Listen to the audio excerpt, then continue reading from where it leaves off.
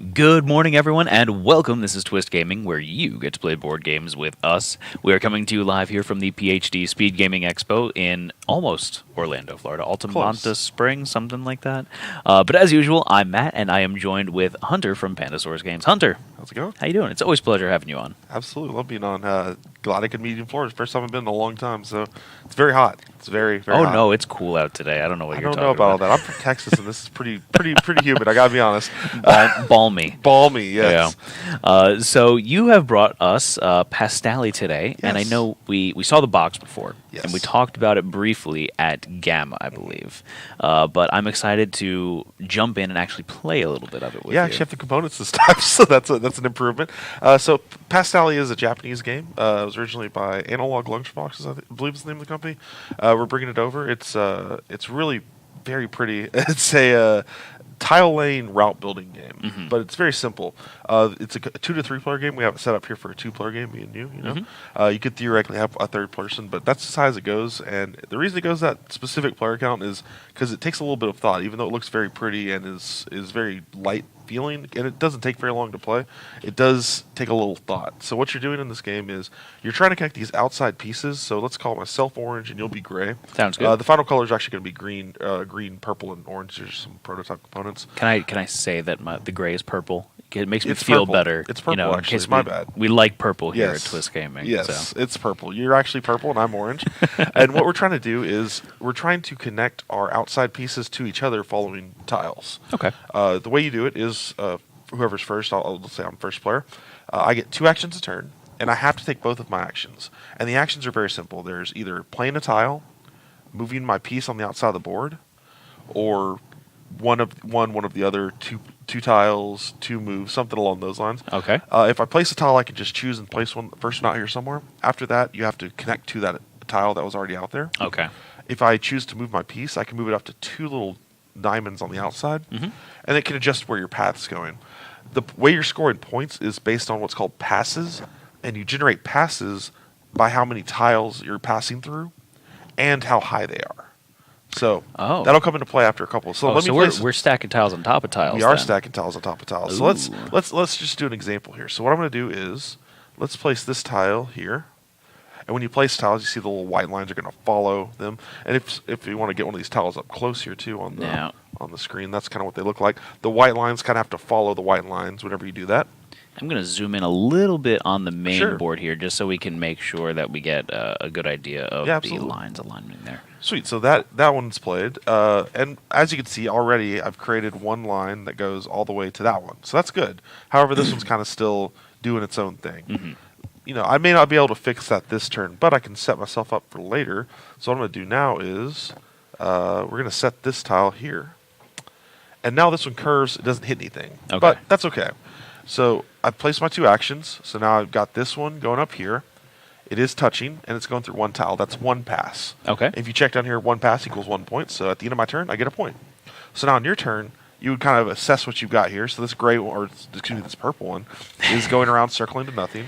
So could I then theoretically move this? You said up to 2 spaces. Yes. Can I go And 1, 2? And it over would actually here? skip mine, so that's just, I could just hop over there. Oh, okay. So that's 1 action. This one's already connected. Now that one is connected. And now you have a second action to take. So you do have to take both of your actions. So you can place a tile. You can move around. I don't know if you'd want to necessarily move, but so one interesting way to do this, since passing through tiles is good, you could just add something to that route. And it's just additional tiles. It doesn't affect your route necessarily. And it has the added benefit of messing with my route. I think that's a great idea. Great. Hunter. I wasn't playing your turn for you. I was just giving you pro tips and pro strategies. I appreciate it because, Well, let's see what you're looking like now. So you got this out here. So now this one's passing through 2. That's great. This one is going through 1, 2, and here's the fun part, 3, because it goes that back counts through. as 3. Okay. So you've got 2 here and 3 there. That's 5 passes. So you're already getting 3 victory points. You're already blowing me out of the water at this point. I mean, it's an unsurmountable lead, I'd say. I'm a natural. We can what call can I it. say? No. So what we're gonna do? So that's the basics right there. Now that we've got a few tiles out here, things get a little more tricky because you're really thinking about it.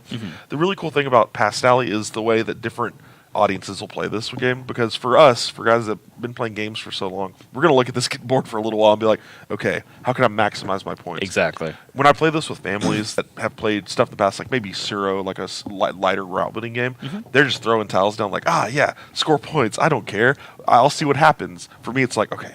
When I demo it to like retailers here at PhD, it's just like every turn is like a meeting. It's like I have to think about this for at least 10 They 10 minutes. break out the pad and paper yeah. and they're doing the calculations for how many points they're going to get. It's pretty wonderful.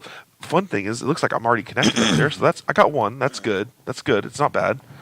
So what I'm going to do is I really want to build up. And I just don't know if I can. I'm curious to see how that works. Yeah, I want to show you. I really do. Let's see what happens. I'm going to start building up anyway, just to see how I can do it. Oh, yeah, I can do it. There we go. This is going to be fun. So that one's not going to connect, but this will show you what an upward motion is. And let's see. We will do this one here for later. So the way this works is it passes through. This counts as two.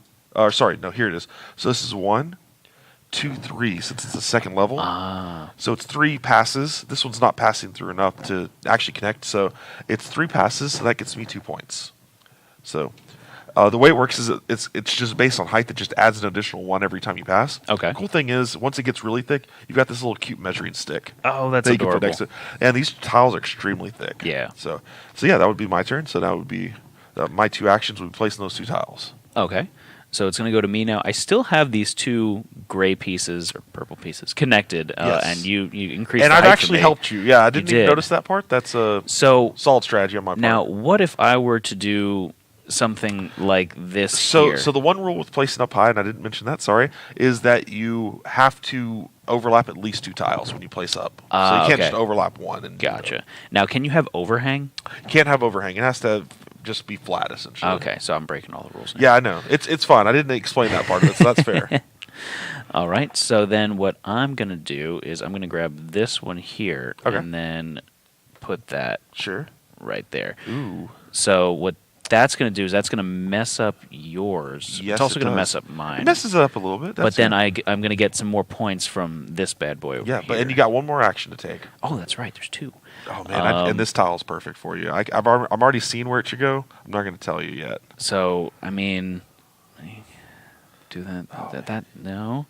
See, I'm not. This is the thing. It's spatial. It's an interesting spatial test. Oh, so if I do this you got it here. Yeah. So now this is where the scoring starts getting crazy, especially when the middle starts piling up like this. So this coming over here is 1, 2, 3, 4, 5 passes by itself. This one over here is going to be 1, 2, 3, 4, 5, 6 passes. So that's 11 passes total. Wow. Okay. So you're already up in the 5 victory point range. So I'm looking at now I'm starting to look at your conversion table down here. Yes. Over 55 passes is one of them. That is one of them. I have not seen anyone actually get there yet. Okay. Usually I have seen people hit around here, the 29 pass range. It can get there. Wow. Because we're already at 11, and we've only gone 3 turns into this game. And how many turns typically does the game last? It depends on kind of how people are playing. There's 3 stacks of tiles.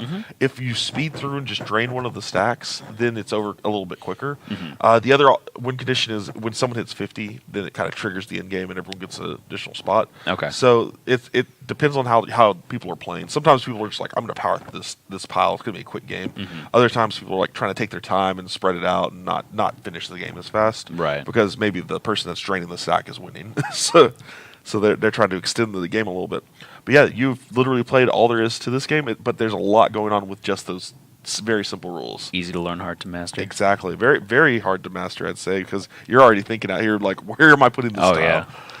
And you obviously have a good footing in it, because as soon as that tile flipped over, you're like, oh, I know where that's going to go. That's the weird thing. Is like I'm becoming a little too good at seeing these plays where I'm like, I don't know how. Like, I feel like I'm going to blow people out, and then I start actually playing it, and they're beating me. I've not won a demo of this game. I don't think ever. I mean, that's what you want to do with Exactly. it, though, right? Yeah, perfect. Yeah, I love losing. It's fine. fun. All right, so where can our viewers go to get more information about Passtally? Passtally, you can go to pandasaurusgames.com. We're actually redoing the website right now, so it's still the same old website, but pretty soon, within about a month or so, probably we'll have a brand new website up and running, looking real slick. So we'll have those up there. It'll be a July release, so I believe we'll actually be at Dice Tower Con. It should be at Dice Tower Con. Oh, awesome. So we'll play some there. Yes, absolutely. Hunter, is there anything else from Pandasaurus Games that you wanted to talk about Sure, today? yeah. Let me bring up some boxes here. I believe we talked about this before at Gamma, but we have a Heil coming out. We did get to play a little bit of it. Yeah, if you haven't seen it, go back and check that video out. We did get to almost do a full playthrough of it. It's very much like Tetris. We're really into that game, and that's what we're showing off at PhD as well. And then also in June at Origins, we're looking at Dead Man's Cabal, which is a little bit of a chunkier Euro game where it's action selection similar to something like, say, Puerto Rico, where you're actually selecting rather than placing workers. But it's got a completely different engine. You're actually getting the 3D skulls from a bag, and you're using those different colored skulls to select your own actions. And based on the skulls that are left over on a certain board, other players get to select actions. Okay. So on every turn, everyone's going to be able to take different actions on these boards based on the corresponding colors. And the whole goal is you're raising partygoers from the dead because you're a necromancer and nobody wants to be your friend. So why not just make your own friends? So this is by Daniel Newman. This is his first big box game, so we're really excited about this one. Very cool. All right, Hunter, thank you so much for joining us today. Thank you for having me. We really do appreciate it, and thank all of you for watching at home. We're going to be taking a brief intermission right now, but we'll be back in just a few minutes with more from the PhD Speed Gaming Expo. But for now, I'm Matt. Have a good one, everyone.